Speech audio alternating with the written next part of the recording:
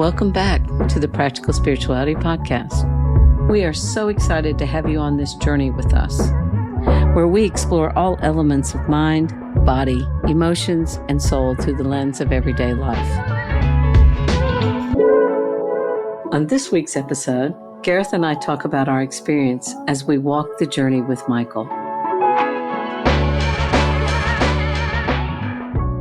So I think for this week's episode, I actually want to dive into the process in which how I actually channel Michael. And I know we've talked about a bit about that in season 1, but in season 2, there's been different references surrounding it. Mm-hmm. And it's always been a interesting, curious thing to talk out. And even with my family, my friends, even with clients, discussions that we've had over the years, it's always just been an interesting topic that is kind of mind-boggling a little bit, but super interesting. And it's still something on an ongoing basis that I'm still figuring out how to explain to other people. And I'm sure everyone can relate to it to some degree in their own way, but it's still a tricky one to explain to people. And I do think if I didn't talk about the Michael component, and if I just had said it was a spiritual awakening back then, there might be less questioning around it. But I think it's just as hard for sometimes the mind to get to understand channeling, and I guess how that works in any of us. So I'm interested to see where this conversation goes. I think it would be not fair to you or to anybody else just to have called it a spiritual awakening, because many of us have, as we've talked about in the past, many spiritual awakenings, and people don't come away from that with a head full of knowledge that you've come away from when Michael entered your life. And I think one of the important things in this conversation that we're going to have tonight is talking about all the different concepts that people have about what it means to have Michael in your life, and the challenge in trying to describe that, because they have an expectation of what that should look like or sound like or be like, and it's different for every single person. Yeah, and I do want to talk about it more on a human level, in the sense of what that's actually like, because as we would have talked about, I'm sure in that episode in season 1, it wasn't something that I went searching for. It was always something that I liked the idea of, because everyone likes the idea of that.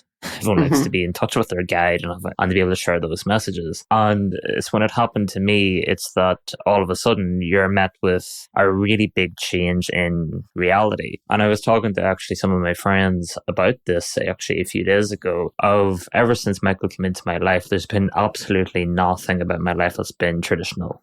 Everything has been super non-traditional, from the experiences, from the exposures, from the challenges, all of those different components. But then I actually recalled that when Michael came into my life, I was actually in a really dark place mentally and emotionally before I met him, before he came through, whatever the language you want to use. And I actually remember being in that really deep and dark place and kind of saying, if anyone's out there, if anyone's listening, if you even exist, whoever I'm talking to. And I was quite young, as we would have talked about. And I remember saying this, that I saw the way that my life was projected out for me, in the sense of, in the societal, the expectation of a certain level of education, a certain job, a certain relationship that was destined to break down, and to have kids and huge mortgage. And I just remember thinking at 18, kind of being like, if I'm already this disengaged with what life is expected of me, or what I'm expected to engage in, I remember thinking that I only want to stay here if we do something very non-traditional. I can't do the traditional route. It was a moment of pure vulnerability in mind, body, emotions. And that's when I would say later I had a channeled writing from Michael. And what I try to explain to people is that when Michael came through to me, he wasn't Archangel Michael or Angel Michael. It was just Michael. What people don't talk about, I guess, is when someone experiences that, how do you actually begin explaining this to people moving forward without sounding absolutely nuts? Well, it would have been a very interesting topic, because how do people explain it to people? Because it's so out of the ordinary for anyone to have that experience. Now, there have been people throughout time that have had it, but in the beginning, I would imagine that they've all felt that, oh, how how's this going to go over if I try and explain it to someone? It's the immediate judgment. And I get it in so many ways. And it's still because people are like, but how does that work? Because I think people do think of, say, what they see in TV shows or in movies or in society, or do you hear him, or do you, all these kind of components. My experience with Michael has always been so much more, as you know, logical. And it's been more about, as you said, the information and foundation of knowledge that is there, and then some of the insights when questions are asked. And I think that's what's even more interesting to talk out, because there's still those foundations of what it means to be human, and feeling all of those emotions deeply, having those thoughts is quite different in experience compared to what it was like prior to Michael. But when you have all of that knowledge, it does make a huge difference in how you approach life, as we both know. Right, but there you are in this dark place. I want to go back to that. So there you are in this dark place. And if I remember correctly, you went off to be by yourself and do a little bit of meditation. And then you had this channeled writing from Michael. And as you read back through that, what was your initial response? Well, I actually don't think it was even I went to go meditate. I went to go sleep because I was so mentally and emotionally exhausted because I was just so done. And the way I describe it is that I was actually falling asleep from the exhaustion, and there was in that in-between space of about to fall into a deep sleep but not quite, which is what a lot of people would feel in a deep meditation, that I suddenly had the urge to grab my notebook and pen and journal a little bit, which is something I would have done as journaling before. People may or may not be familiar with automatic writing in that way of actually channeled information or just being on the flow when writing. It was that component of, that's how Michael came through to me in that moment in time. And I remember reading it afterwards, and there was that disbelief of, is this actually happening? And as I would have mentioned in previous episodes in our podcast, is that I was privileged or lucky to be around people who were channels as well, or had exposure to it from a young age. So it wasn't something that scared me or that I was frightened with, but it just was the last thing I had expected that would actually happen. And I think from that moment on, all the events that unfolded over the days, months, years to come were definitely non-traditional, but always, I would say, very, very logical. And I think that's the component that's continued to surprise people around me and myself at times, of how non-airy-fairy it was. It was actually the opposite. Right, but at the same time, like you said, a lot of people want to know, well, how does Michael appear to you? Or how do you hear Michael? Or how do you, get a sense of Michael? And really, it's more of a knowing from what I've understood, and also from my own experience with you. Just for our listeners, there's been times when I've gotten on a call with Gareth Michael, and there's just this look. You need to understand we're on different sides of the planet. He's in Ireland and I'm in Australia, and there's a look across a video, and everything inside of me, there's no denying what's going on. And so that would baffle most people, to try and understand, how does that happen? And of course, our logical mind wants to have it stepped out for us. Well, what was it? Was it something he said? Was it the energy? What was it? There is some well-known people in the industry who are channels, and I think Esther Hicks, Abraham Hicks is probably the one that comes to mind for most people, especially if you've been exploring or doing the spiritual journey for a long time. No doubt you would have stumbled across their work or listened to some other stuff. The way that Esther Hicks channels Abraham is, that's exactly how I can channel Michael, and have done in the past, of just stepping into that deep space. Then Michael starts speaking through me. And as I would have talked about in previous episodes, there's nothing wrong with that. It's a wonderful experience. Kim, way back in Australia, actually sat in front of that part of Michael when we were in the room together. And there is a huge energy shift that actually happens. There is that feeling of something different in a room. And it's a very hard thing to be able to explain to any person who hasn't actually sat in that space. But as time went on, the hybrid model, I know some people don't like me calling it a hybrid model, but the hybrid model that I explain is the Gareth Michael. And what I mean by that is, what I noticed in my day-to-day life, there'd be very little going on within my mind. And I mean by that is no chit-chatter, nothing like that. Yes, I would still have emotions, I would still have aches and pains, I would still be very human. But that if I was in conversation with someone and someone was talking to me, all of a sudden I would have these answers. I would just keep coming through and coming through. And if they ask a question, the answer would appear. So all of these, per se, life problems or difficult things they might be going through, any confusion, it's just my mouth would open and I start talking as Gareth Michael and sounding exactly like this. So a lot of the people were finding those day-to-day conversations incredibly helpful. So it wasn't always this big spiritual experience of Michael coming through. It was actually a lot more casual and a lot more just practical. I really loved that component of it because it made it a lot less intimidating for people and just a lot more human, because the idea of people meeting Michael actually put a lot of fear in them. And so people stopped being themselves in a lot of ways of how they would communicate or ask questions. But also, so having sat in that energy, I want to clarify, I don't know if they tried to stop being themselves. I know even for myself, who have been around a couple different people who do channeling, when Michael appeared that first time I sat with you and Michael, it literally was like everything went out of my mind. And I had walked in with a million questions, as you know, from the next day, but everything just went out of my mind. And there was this peace, and it was like, no, there was a part of me going, no, I'm getting robbed here. I really have a lot I want to know, but there's nothing to know, just this sense of peace. And that's got to be confusing for people, but also it's not helpful in your day-to-day life. And if you're in the industry of wanting to help people, all you get is a lot of overwhelm, really, instead of being able to be of service to somebody in the way that you're helping them, which is what you're calling the hybrid model, where people meet Gareth and then Gareth Michael is here. They can't really see the difference of that, but you can't deny it because of the logical answers that come forth, correct? Yeah. And I look forward to even diving into that a little bit deeper in this, because I know people have also asked you when we're recording or doing the podcast, how do you know the difference between when it's Gareth, when it's Michael, or those kind of things, which is just always fascinating still. But I think, as you're saying, is that when people sit in front of Michael or any of those channel, or any channel for that matter, it is the level of peace of actually that everything is right with the world, even though before you walk into the room, it's like everything's wrong with the world. And then when you leave the room, everything feels right for the world for a period of time. Then you go back to being like, wait, I still have these problems that I never got the answer to. Which again I think is very understandable in a human level. I think that's why over the years in which I was channeling Michael, I saw it naturally, organically change and evolve, trying to find the best routes in order to actually allow Michael's wisdom or those kind of components to come out in a very efficient way where people could potentially experience both. Well, and I think one of the other things that happens for lots of people is, we have these expectations.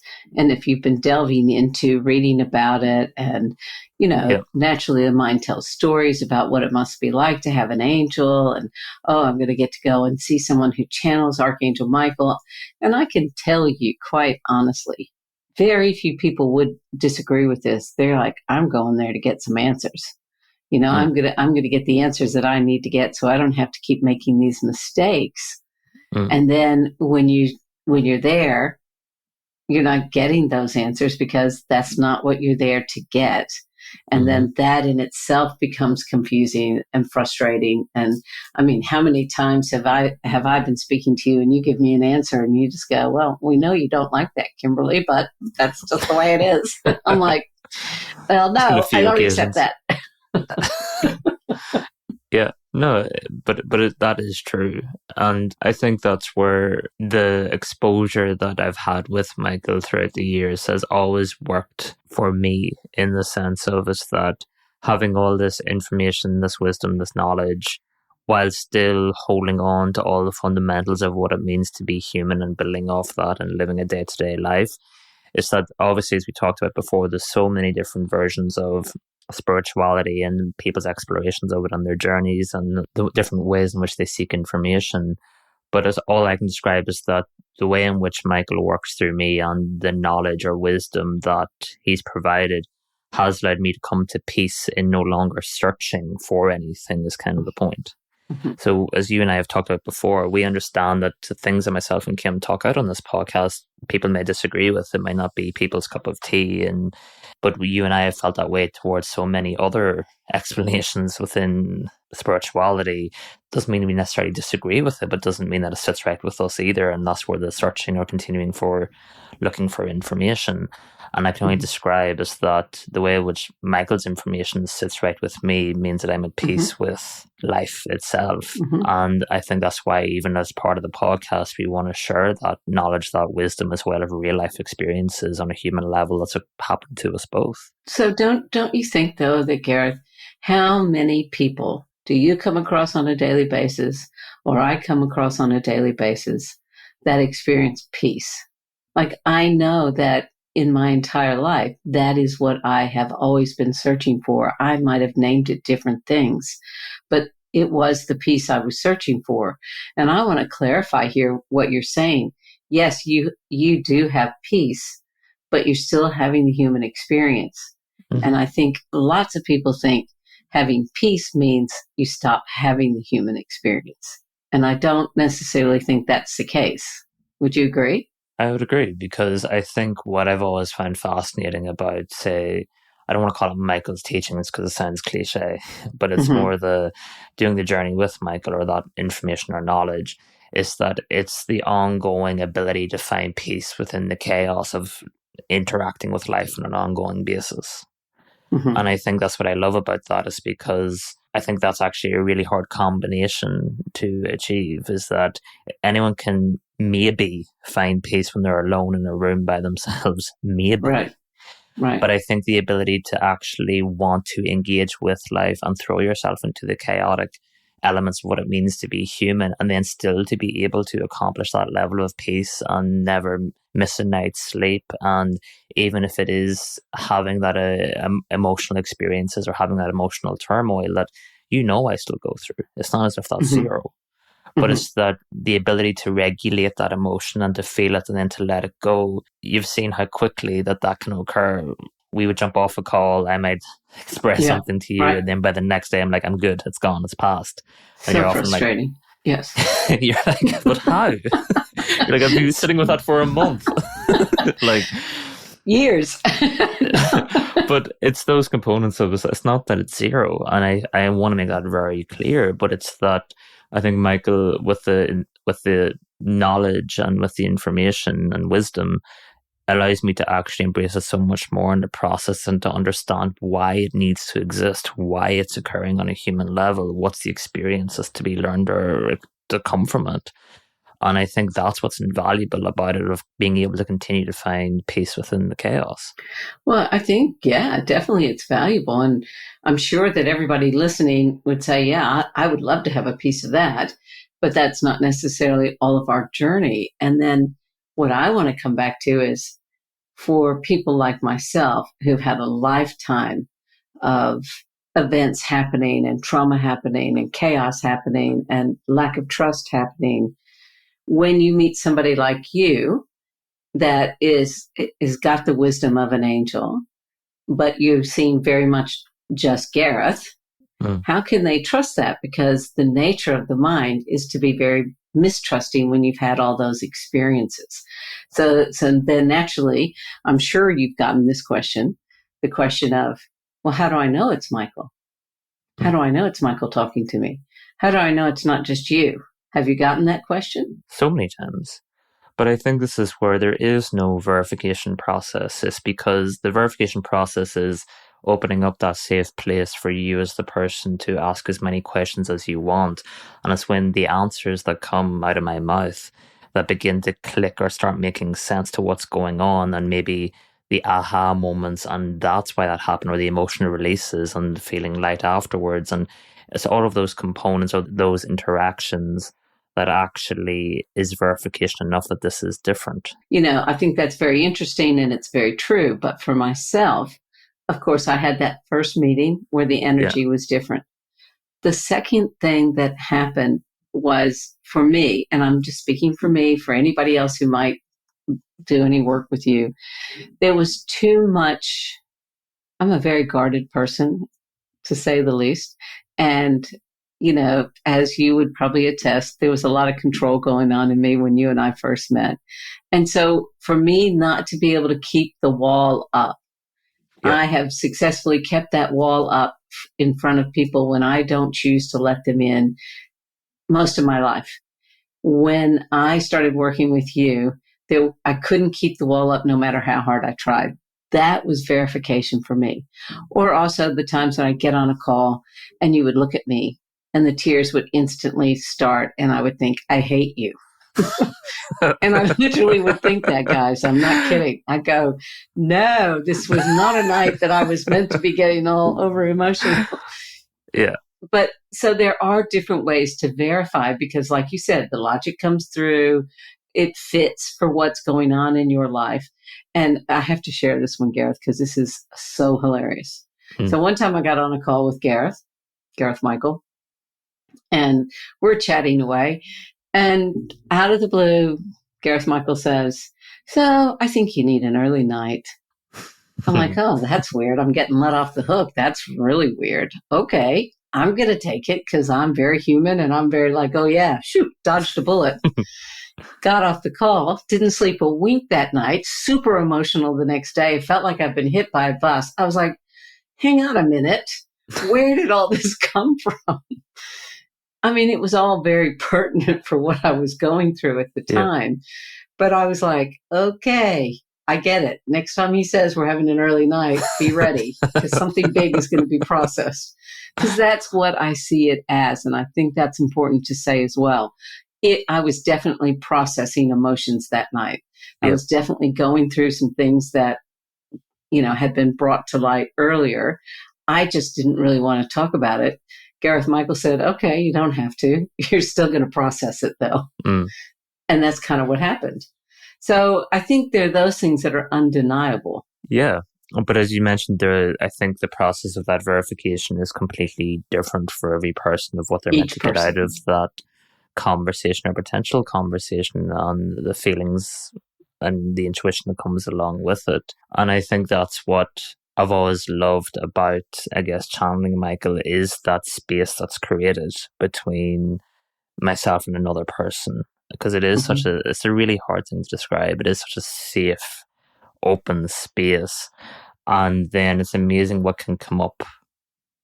Michael's not there. I don't have a crystal ball. We're not a medium in the sense of we can't contact any relatives or friends or family that's passed. We can't tell the future of what's going to happen or what's coming down the line. It's never been that way.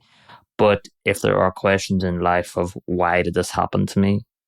Why is that going on? Why is this bubbling up in me? Why can't I do this? Any of those questions about life itself. And if you're willing to explore it in mind, body, emotions, and try to understand it in a present day sense, then it's always incredible to see of the results that have come through. And I think that's why it is also very different to what people expect, because they expect the mediumship or they expect the clairvoyant or those kind of components at times. And it couldn't be more the opposite of that. Exactly. And the other thing I would say is that you haven't said, I mean, you said it earlier, but I'm going to say it again. It is such a safe space, whether we're realizing it's a safe space or not. And so it made me what came to mind was, Michael is known as the archangel of protection. Often when you see pictures of Archangel Michael, he's got a sword and he's got his armor, and he is there as a symbol of protection. And it's one of the reasons why I thought I was intrigued. What I found once I started working with you is that safe space that I had never had before. And I think that, and again, I do realize it's different for every person, but I do think that is the connection that gets built, the safety. And so whatever the person is there to experience, there is safety in being able to experience that at that moment. And I think it's what's missing in a lot of therapies, self-help, all of that sort of thing. We think that we're in a safe space only to find out that there's that normal human whatever going on around it. And all of a sudden we don't feel safe. So the wall goes straight back up again. But when you're doing this work, it's that one-on-one that is safe. even when it came to Michael come into my life, is that you have to remember beforehand, I was not into angels. I knew nothing about Michael. All of this was completely new to me, and there'd be people coming to me that knew more about Michael than I did. I'd be like, they're going like, Michael, you didn't tell me any of this. There's components of, that's not how it even came to come around. And the only way I can describe how Michael works through me now, as I mentioned earlier, is if someone asks me a question, the information just starts flowing out of my mouth. And that's when people are like, aha. But I'm even intrigued that, because I get this question all the time, but I know you've got it even recently, and I love to hear how you explain it, is that people ask, how do you know when it's Gareth or when it's Michael, even on the podcast? So there's two different ways that I know. So you guys can't see Gareth Michael as we're sitting here talking, but I can. And so as in my job, one of the things that I do is I notice every single micro expression that people have. So when Michael starts to come through Gareth and we're on a podcast and I'm watching, there are different expressions that change. And I know that Gareth is not aware that his expression has changed. And quite often he'll see me smiling and I can almost see him going, wipe that smirk off your mouth. But I know, or he'll go and he has a look that he gets and I go, oh, he's listening. It's coming through. I just need to wait for the information to come through. And then, of course, as a lot of people have already commented on the podcast, you'll open your mouth and this wealth of information will come through. And even I feel like I have to sit up in my seat, turn on my ears, my listening ears, and I have to listen quite closely because the amount of information that comes and how deep it is, at the speed, it's the speed and the depth of it is pretty big. And so I'm like, oh gosh, I got to pay attention because someone's going to ask me about this and I can't get lost in it because sometimes I have gotten lost in it and Michael will be finishing saying whatever is being said and I'll go, so, because I have gotten lost. And I know we're laughing about that, but that is the truth because sometimes it is very deep and it is very fast. And I know that because Gareth and I have a friendship. And so I see Gareth outside and I know how it is when we're laughing and being very human. And the minute that the information starts coming out of his mouth, I go, oh, okay, stop, playtime's over. Michael's here. Time to get busy. So that's how I notice it. I don't know if any of your other clients notice it that way, but that's what happens for me. And I think that's why even in season 1, or the first few episodes, it's an impossible ask when someone says, can you repeat that? And it's like, no. So thankfully we have a podcast now that records everything because the ability to repeat it is zero. Because even once that flurry of information actually comes out, myself as Gareth, I don't remember what was said. And I know you experienced that many times as well, that when you're in the flow and you're just talking, it's a different part of us is speaking completely. So it's hard to repeat. There's different experiences and different wisdom or information that comes from Gareth, because as we talked about before, saying like, as Gareth, I've been through a lot of human experiences that have been tough, that I've had to really process or understand on a human level. And this refer to the many stories that Kim brings to the podcast, and the amount of it is so relatable to a lot of people. And I think it's that a combination of, yes, people can connect to Gareth on a human level, but then they have the safety and comfort and knowledge and wisdom also from Michael as well. And that's where the Gareth-Michael combination works for a lot of people, not for everyone, but works for a lot of people. And I think it's really safe to say for people, because especially if people are new to that experience at all, I know that in the very beginning of my spiritual journey, when I was first speaking to different people, whether they were channeling or mediums or whatever, I was always afraid. I was afraid of what was going to be said. Like, oh, I'm going to hear something that I don't want to hear. Well, I can safely say, after all the years of doing this work, that nothing that comes out is not anything that you're not meant to hear. Does it mean you like it? No. Does it mean that you're going to follow all of it? No. But there's a deep part of you that connects with it. Yeah. It goes, okay, I might have to mull on that one and practice that one a bit. You think, I wish that didn't hit, but it did. Yes. I wish that didn't hit, but it really did. So it's interesting because I think a lot of people do naturally have that fear that something is going to come out of your mouth or you are going to talk to them about the future. And we both know that's not what happens here. And I think one of the things that has always amazed me from the very beginning of you and I meeting is the amount of times we'd get on a call and I'd start my little rampage, for lack of a better way of saying it, of distracting from me. And I would have 50 million different topics that we could talk about that had absolutely nothing to do with Kim. And you would sit there and just smile at me and go, it's just a distraction. Just a distraction. I was like, it's a good thing we're on computer because I just want to punch your lights out. I'm glad people are getting an insight into our relationship. But it was so good for me because what people don't understand, or maybe they do because they're getting to know me if they've been listening to the podcast, is in therapy terms or personal development terms, I would have been classified as a runner, like avoider, runner, whichever term you want to use. I had mastered this craft at avoiding Kim. Yeah. And I could talk about anything and everything but what was going on inside of me. And so to sit in front of you and to have that just, nope. It's like, okay, there's nowhere else to go now. It was a very interesting process for me. And I remember it very clearly going, he's hard. He's the only one I haven't ever been able to get past. But I think I know we've talked about from the very start as well, is that the fun that we've had along the way in the healing process, I think is also notable. I think it's the ability to go deep and to have those very real conversations and for it not to be a scary thing. And I've noted that that's Michael's style of working with people is kind of the point of nothing healing can be fun, but it definitely doesn't have to be scary. Right. That was new for me. Absolutely. Well, new for me because I'm sure you can remember. I don't know if I should say this or not, but I get this homework. I'd get this homework. I'd show up on the next call and I'd be sweating bullets. Because I knew I was going to get in trouble.